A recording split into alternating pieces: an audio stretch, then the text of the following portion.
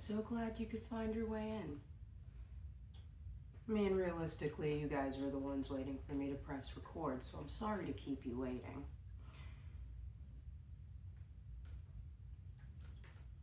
Forgive me and a kitty. He's being very needy today. You might see the other one walking through the frame. She's a little bit more shy, though. But I wanted to make this because I'm currently out of a job. And I figure I may as well talk about something, right? Make my time a little bit more used instead of wasted, right? Now, why am I unemployed, you ask? Because very recently, at a job that I've been working at for over a year, a mentally ill man followed me into the bathroom. And it was a whole ordeal. The man's wife was looking for him, and it caused a bit of a manhunt, to put it lightly. And I don't necessarily agree with the things I had to do that day, but it was something that I had to. Something that, in order for me to move forward, I had to do it. And I quit that day after cooperating with the police. And you're chewing on me too hard. You go floor now. After I helped the police catch the guy and all these other things, I decided that my time here was done. I had stayed far too long, and now it was time for me to move forward and find something else. And I didn't feel safe either. It wasn't... Guys.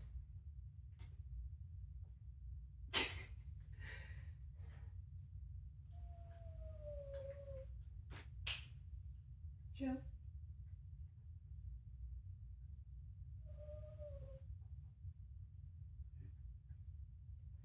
I'm just gonna keep talking and cut out what I have to.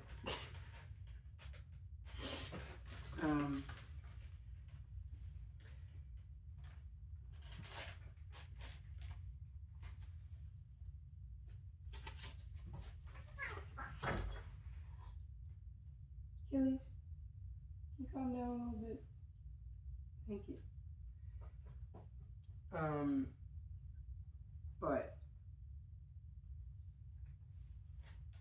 it was something that I had to do in order to move forward.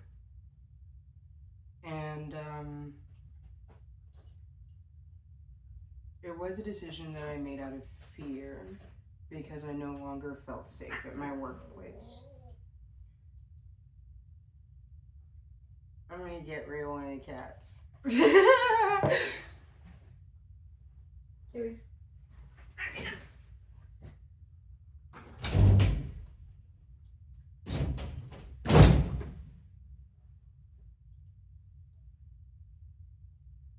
You deserve that, Munchkin. Okay.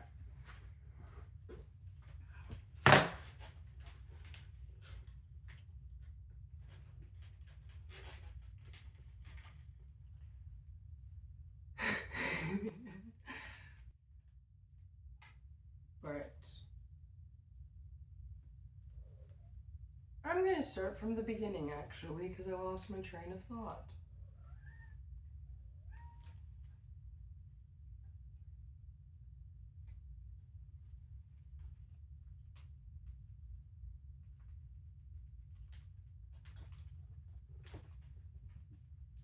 Here we go. Happy boy.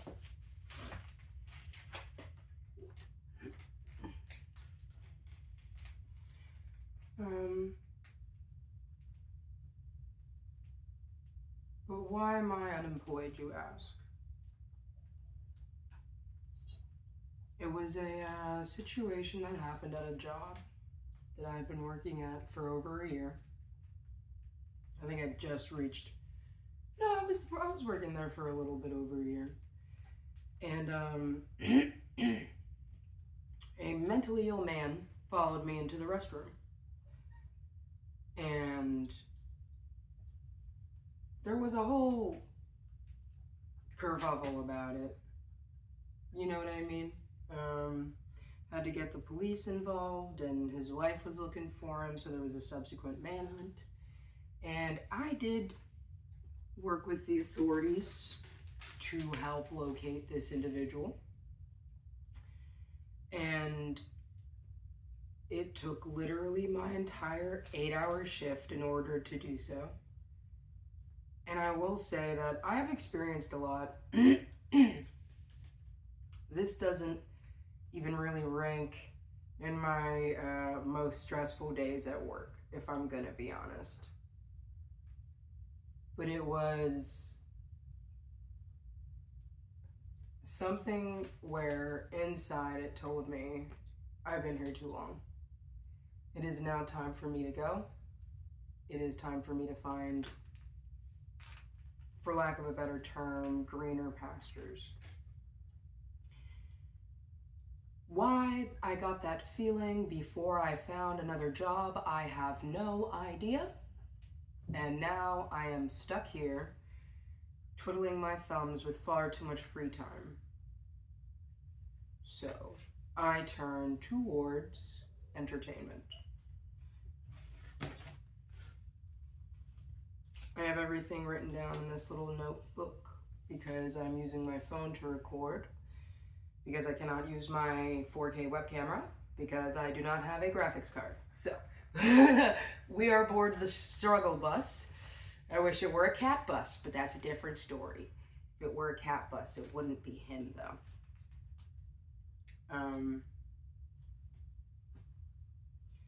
But I've been going through a lot of stress, and while I'm going through a lot of stress, I am wondering exactly why it is that I can't find things that satisfy my need to be entertained. Full disclosure, I have ADHD, ADD, a couple of other things. And that day where I quit my job, I also decided to stop self-medicating.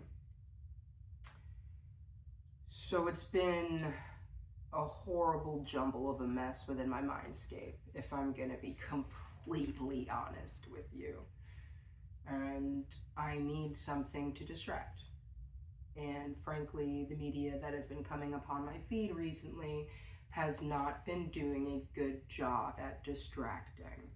Whereas it, in my mind, is putting a spotlight on certain things that honestly I'd rather forget.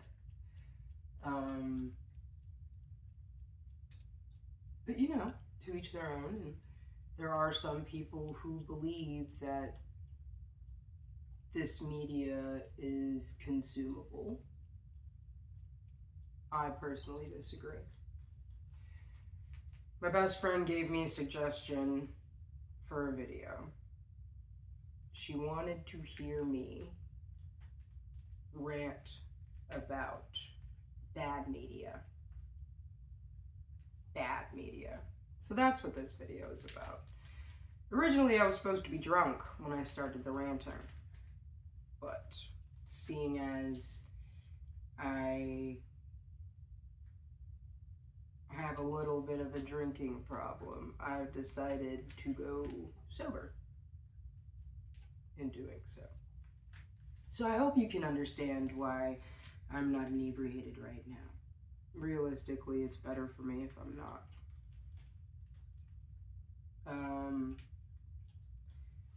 But like I said, I've got little things on this. So we've gotten past the first 2 bullet points, which was a welcome and a story on why I'm even making this video. So we're on schedule, I think.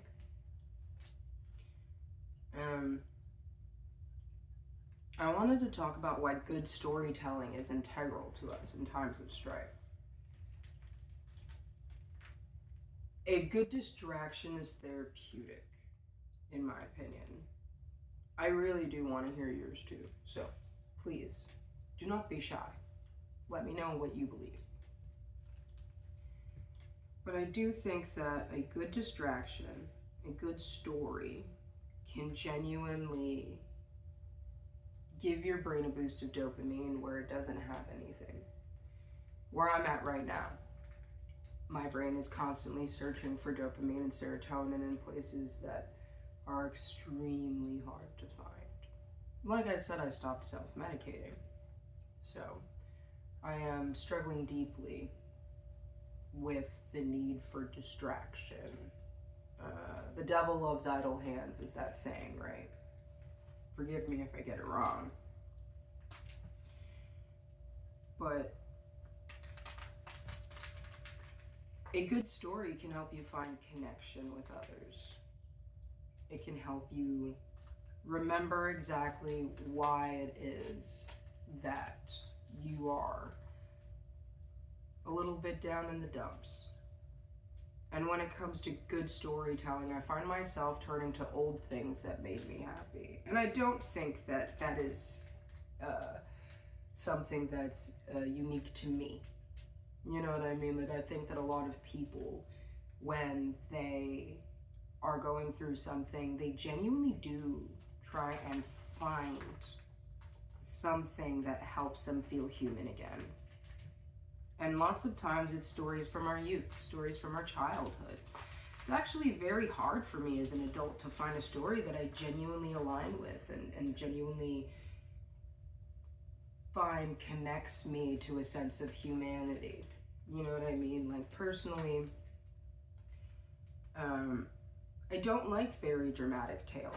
I don't like tales of bad luck. I don't like tales that feel hopeless, that feel like there's nothing you could have done to prevent it. It's just not something that I gravitate towards. One of those stories that's really popular that does that is like Game of Thrones, right? Where it's no matter what they do, they will always wind up where they at, right? No matter what, they'll always wind up there. And that is sad. And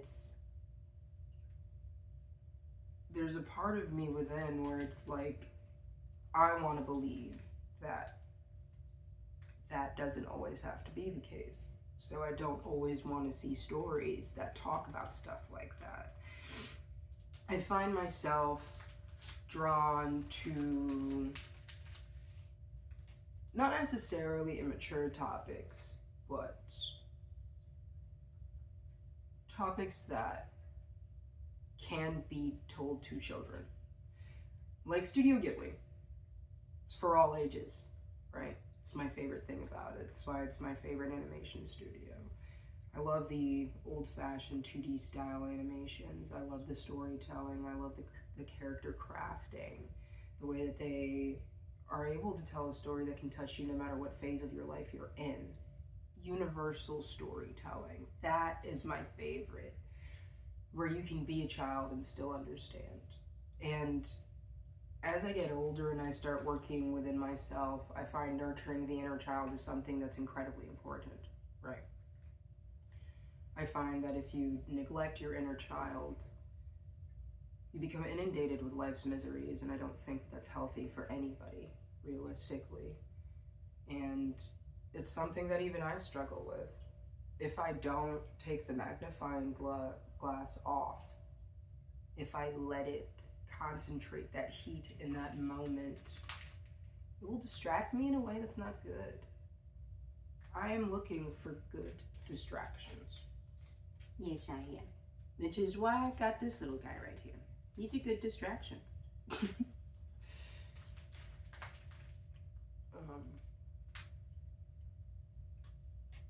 And so I wonder if any of you feel the same. Do you struggle with trying to find good media that distracts you in a good way? You know, a recent piece of media that I thought was a very good story was Sinners. I know a lot of people talk about it. You might be tired of hearing it. But I thought that was a good story. Not necessarily because there was anything that they could have done to prevent it. Not necessarily because of the hype around it. I think it's a good story because it tells us about humanity. I grew up in the Christian faith, right? Not necessarily what I follow now, although I still respect it. Don't get me wrong. But growing up, I was told that I was a sinner because children originate from the sin of both of their parents, so they hold their parents' sin. That is something that I am unlearning. That is something that I have to force myself to unlearn because my father was a man who did not do good things. And I, my entire life, have been plagued with the fear that I might be just like him. And as I get older, I realize I am very similar to my father, but it is the decisions that I make that draw the line between us. In the past, my father did not make good decisions, and he paid his toll. He served his time. You know what I mean? Like, he went to prison, came out of it, thought it was going to be the same, and it wasn't. And for the first time in my entire life, my father called me and he cried and he apologized to me. You know what I mean? And that's something that not everybody gets. And I find myself eternally grateful that it was something that I got. Because I didn't get a lot growing up. I didn't. Food was scarce. Love was even scarcer. And neglect was the norm. And so as an adult, for my father to call me and apologize in tears, first time I ever saw him cry, first time I ever heard him cry, because it was a FaceTime call. It changed something fundamentally within me. And it proved to me that it wasn't black and white, that it was shades of gray, that my father may have done bad things. But when it was about me, when it was his children, he tried to do good. And he tried to. And sometimes we can try something and we don't always get what we tried to accomplish. You know what I mean? So what does this have to do with Sinners? Now, as Sam sings at the juke joint, right? And he's singing to his father. And he's saying, I'm sorry I lied to you, but I love the blues. And his father gave him that Bible on that Mississippi road, right? His father wanted to lead him on the path of light. He told Sammy, he said, the devil will infect you with wickedness if you let it. If you keep letting yourself dance in these places, if you keep letting yourself be drawn to those spots. You know what I mean? And it was something like that.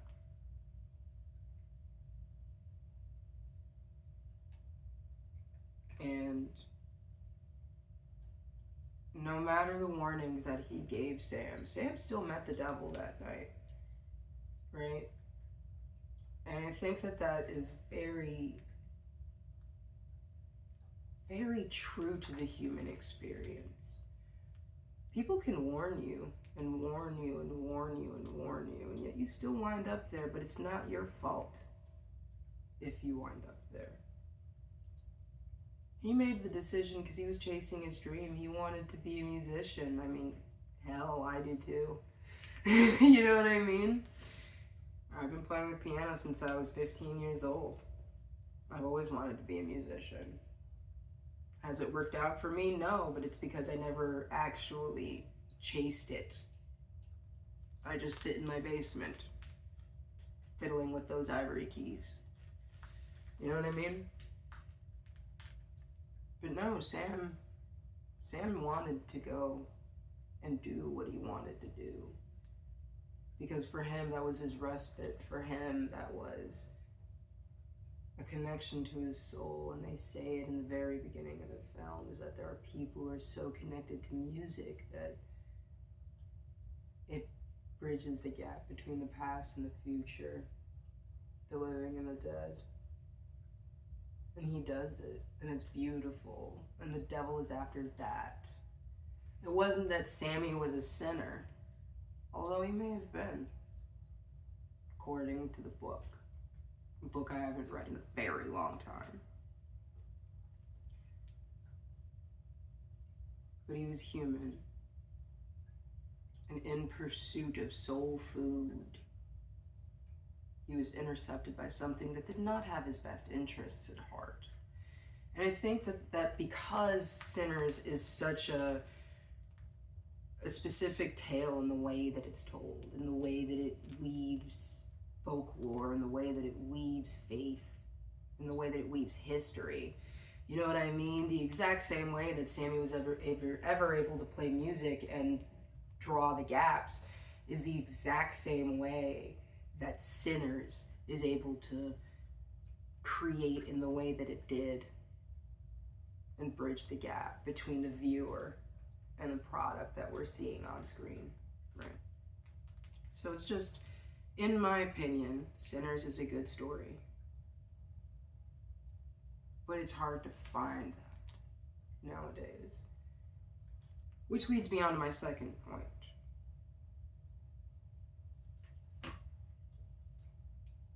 Algorithms and capitalism.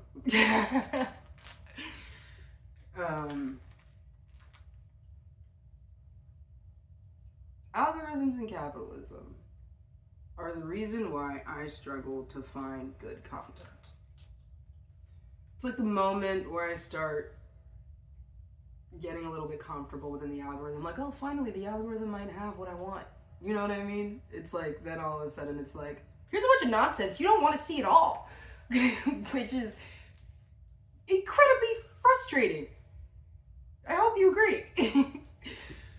But, like, you ever just go through your YouTube feed, because you're on YouTube right now watching this video. You ever go through your YouTube feed and you're just like, I don't want, not interested, not interested, not interested, not interested. And then finally you start getting like maybe a couple of things that you like and you're like, all right, I'm gonna go with those. We're gonna watch those and then we're gonna rate them. Let's hope that the YouTube algorithm finally gets my jazz. You know what I mean? And then a couple of days later, the stupid little algorithm just resets. You're back to being inundated with bullshit, right? It's like a little bit annoying. It's a little bit annoying. Because it's like, you know that the reason why there's so much bad media, and it's not bad. Some people genuinely like it. It really does connect with some people, but to me, it's bad. You know what I mean? Like, I'm not interested in, are you okay? Yeah, give me soft blinks, you're okay. Okay, you're okay. Goofy little kittens, that's good media. You know what I mean? Good media. But there's lots of media to me that's just not good. Like, what is it? Like 100 verse 1, who wins? I don't care. I don't care about who wins. Maybe when I watch something on YouTube, I want to see deep commentary. Maybe on current events, or maybe on the state of the world, or maybe I want to learn something new. You know what I mean? Like, I love the chemists. I love like the people who talk about the things that make up the world.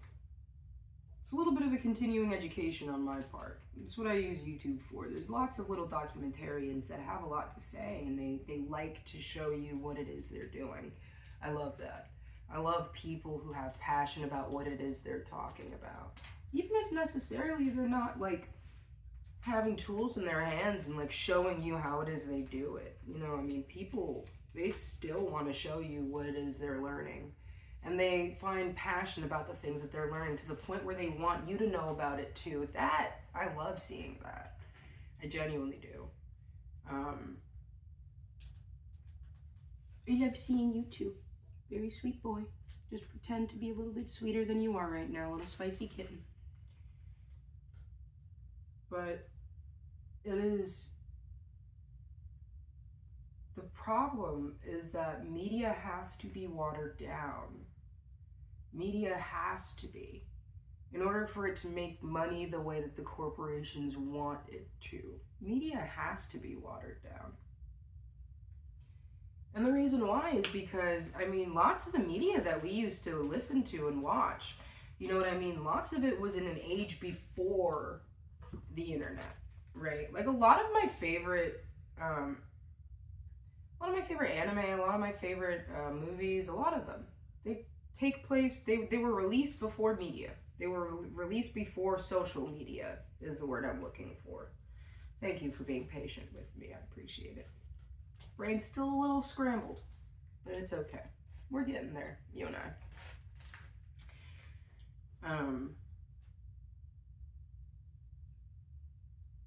But it's because they didn't have to worry about ads. They worried about sponsorships, sure. They worried about the producers, yes. They worried about laws that would infringe upon their right to say what they wanted to, yes. But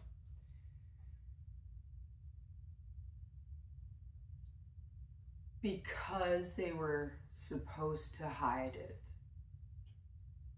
because they were supposed to make it ad friendly or whatever it is that they do, because media's been the same for a long time, because they were supposed to hide things, because they were supposed to be indirect, it made it a lot more fun to decode it.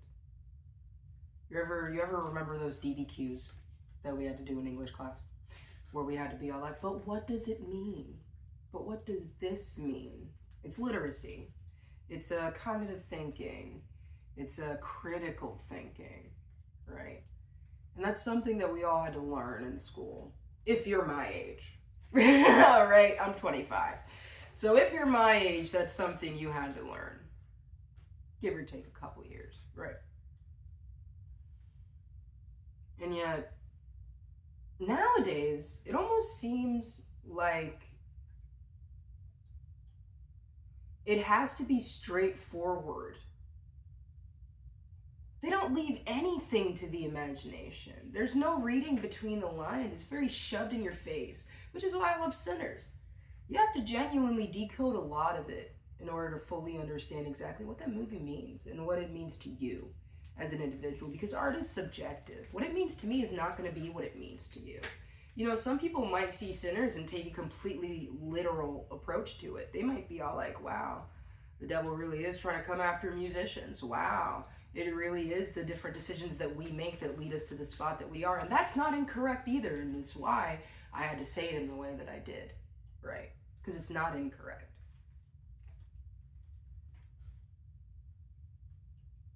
But it does lead me to my third point, right? My third point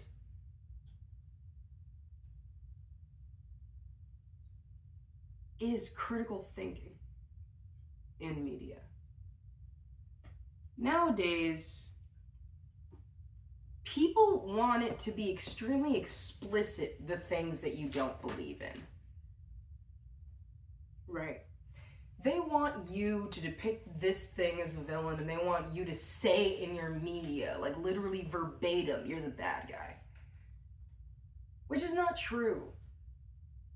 You know what I mean? Like, depiction does not equal endorsement. And that's something that a lot of people have a hard time kind of coming to terms with, for real. Like, lots of pieces of media, they genuinely think that if you don't explicitly villainize it, that you are endorsing it. And that's not true. For example, like Lolita. That's a movie that a lot of people get wrong. That's a book that a lot of people get wrong. They genuinely believe it. Nabokov genuinely believes that this guy is the protagonist of the story. But anybody who's actually done any research about Lolita and actually done any research about Nabokov, they genuinely know that the main character in Lolita is everything Nabokov hates about humanity. And the reason why he was able to do such a good job in depicting that man's depravity is because he understood everything that he hated about it. Right? And so then there's like the back and forth of what did he mean? What is it supposed to stand for? What am I supposed to take from it? And then there's people who misunderstand and they glorify it. You know what I mean? Like,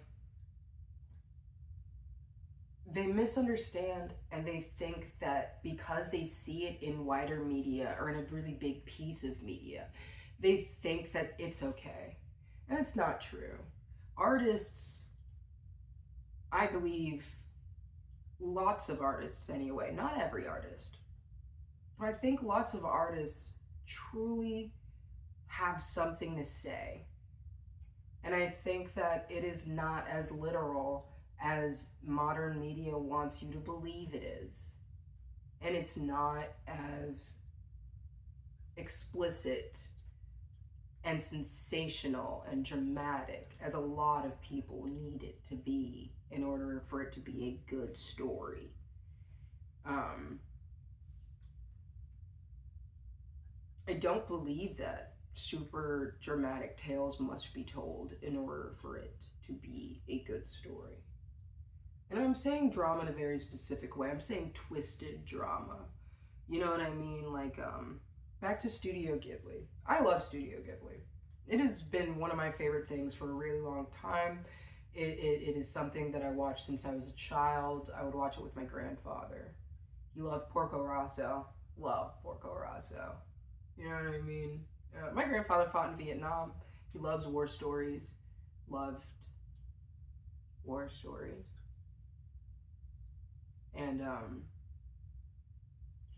he tried to show me good storytelling. He tried to show me good art. He tried to show me what it meant to create something that means something, right?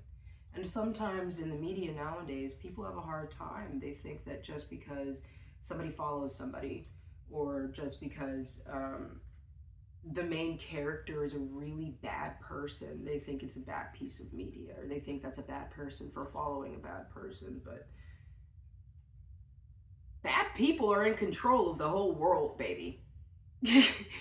Just because I follow a bad person doesn't mean that I follow a bad person. It means I need to know what they're up to because they're the ones in power. I need to keep myself educated about what they're trying to perpetuate. And I have to be able to read between the lines. I need to be able to detect whether or not something's propaganda or not. And that's something that takes media literacy. And that's something that takes critical thinking. And like I said, it's something that I don't think that a lot of people are quick to pick up on.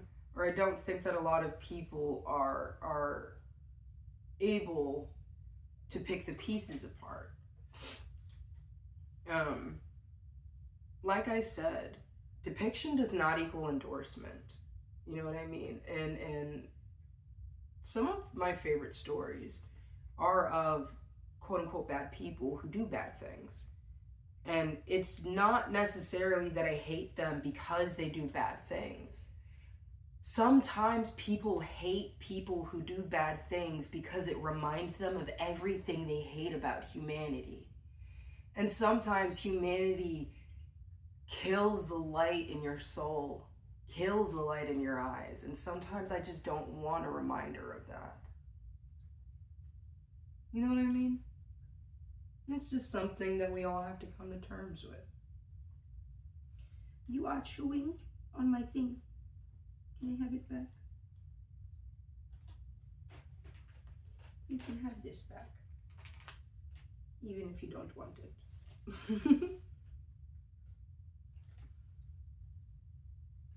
Sweet boy. Mm-hmm.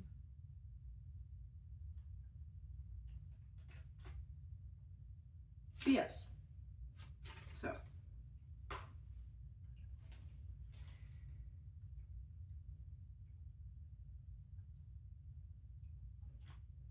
Stories are lessons, not fantasies. Although, I can't say that some stories can be a fantasy. Sometimes the person who wrote the story is vicariously living out their fantasy through their words. You know what I mean? Twilight. Anyway, so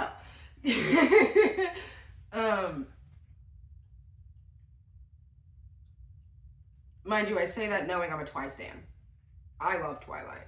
It is nostalgic. It is it does depict certain horrors that don't necessarily always get touched upon when people critique it. Like, I remember a couple years ago, there were these couples therapy guys, and they were watching Twilight, and they were judging the shit out of everybody in Twilight. Do you remember that? I don't know if you remember that. But it was, I don't remember if they mentioned it. They might have at least once. But they'd never really mentioned that Bella is totally Stockholmed. Bella is fully in love with Jacob, but it is the trauma of what she's experienced by the end of the first movie that forces her into Edward's hands over and over and over again. And then because Stephenie Meyer doesn't like Jacob, she wrote him to be a shitty individual. Which, to each their own. You know what I mean? So it's like, it's a bunch of things. Of course, I had to mention Twilight. Funny. But like I said, I do like good media. Twilight is not good media. I stand by that. But I like Twilight. There is a time and a place for good media and bad media. Bad media is just fun. You know what I mean? I love it. It's camp. It's great. Bad media. Everything is subjective. Really, when you're saying good and bad media, you're talking about fine media and unrefined media. Fine media is fine arts. Something that is food for thought. Something that connects you to other humans. Something that connects you to humanity. That is fine media. Unrefined media, and there is a distinction, is media that's rough around the edges, media that's a little bit sensationalized, media that doesn't always hold truth. But at the core of all of these things, the medias that I'm talking about always portray humanity in their own truth. And you simply have to decode it. One of my favorite things is talking about media. I can talk about media for the rest of my life and just enjoy it. I was a theater kid, you know what I mean? So it was I was in a theater, I was in not necessarily musicals. I like movie musicals. Live musicals, I'm not the biggest fan. There's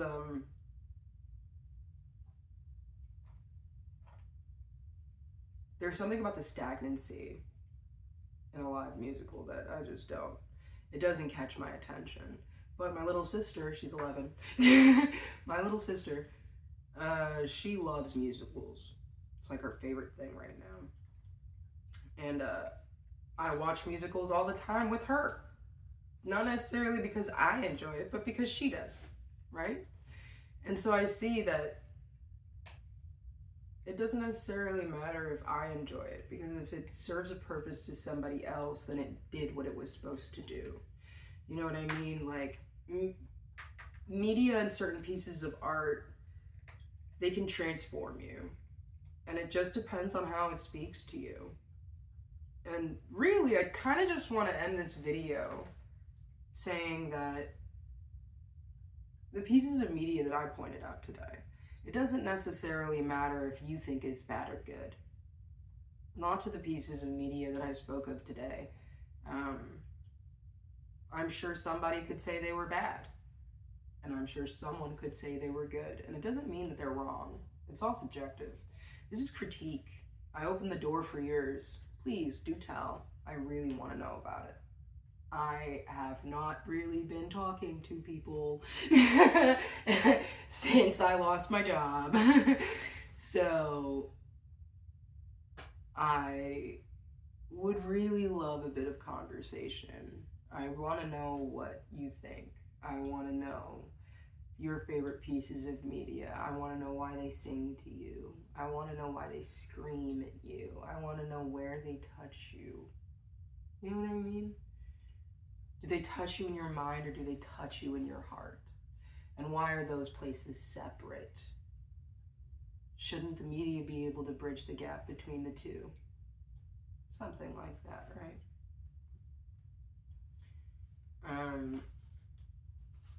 Let's see, am I missing anything?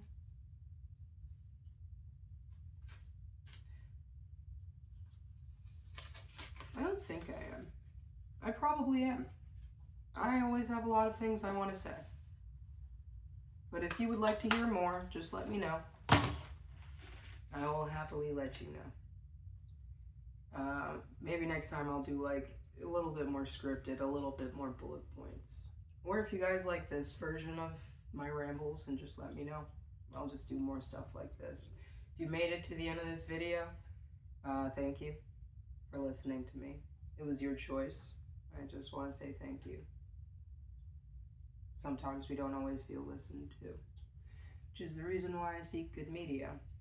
There's something about a good story that can help you understand that there are others who feel the exact same way that you do. And I like to think of all pieces of art as things that connect us to the rest of humanity. It's like music. It is universal, right? Art is universal, whether it speaks to you or not. That's what makes it art, right? So it's like, did Twilight speak to me? Yes. Does that make it art? Yes, to me. Yes, to me. You want me to rag on it? I won't. Twilight is art to me. I can go on like an entire 3-hour ramble combining all the movies and all the books, and I will tell you why it was art to me. She is very gorgeous to me. But thank you again for listening, and I'm gonna do the self-plug of the like and subscribe nonsense. Leave a comment nonsense. I wrote a book a couple years ago. I got it published. The contract has since expired. I did not have the money to renew it. And quite frankly, they did not advertise it at all. So it was a waste of my own time. Things you learn, right?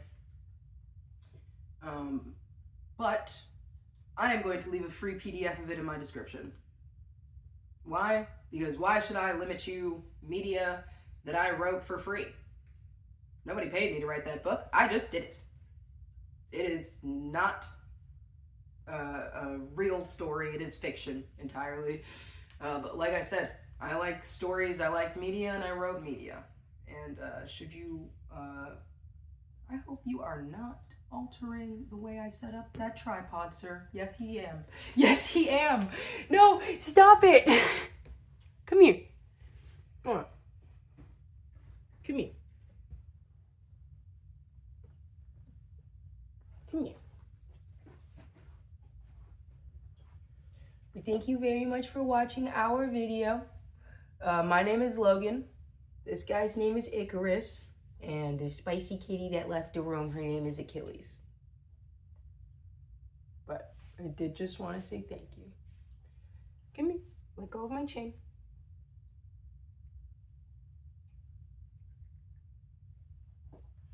Say bye.